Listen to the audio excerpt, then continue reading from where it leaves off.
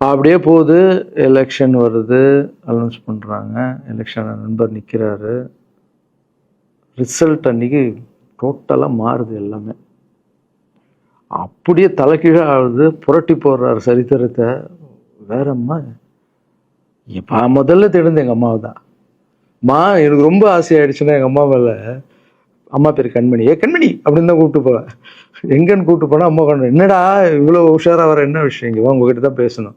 நீ என்னம்மா சொன்ன, பணம் கொடுத்தா தான் ஓட்டு போடுவாங்க, ஜாதி இருக்குது, மதம் இருக்குது, புது ஆளுங்களை வர விட மாட்டாங்க, ஜெயிக்க முடியாது, இதெல்லாம் சொன்னல. நண்பர் ஜெயிச்சிட்டார் பத்தியாம்மா. அந்த ஒரே ஒரு முகத்துக்காக ஓட்டு போட்டிருக்காங்க. நம்பிக்கையான ஆள் வந்தால் போடுவாங்கம்மா, நல்லவங்களாம் வரலாமா, புரிஞ்சுக்கம்மா, என்ன விடுமா. இப்போ என்னம்மா சொல்கிற அப்படின்னு கேட்டேன். முதல் முறையாக எங்கள் அம்மா முகத்தில் ஒரு சிரிப்பை பார்த்தேன். ஆமாங்கண்ணா, அந்த புள்ள எல்லாத்தையும் மாற்றிடுச்சு. இவ்வளோ பெரிய வெற்றி அடி வரணும்னு நான் எதிர்பார்க்கலப்பா. ஒரு நல்ல மனுஷன் பண்ணணும்னு நினச்சா அது முடியுங்கண்ணான்ற நம்பிக்கை எனக்கு வந்திருக்குப்பா அப்படின்னு அம்மா சொன்னான்.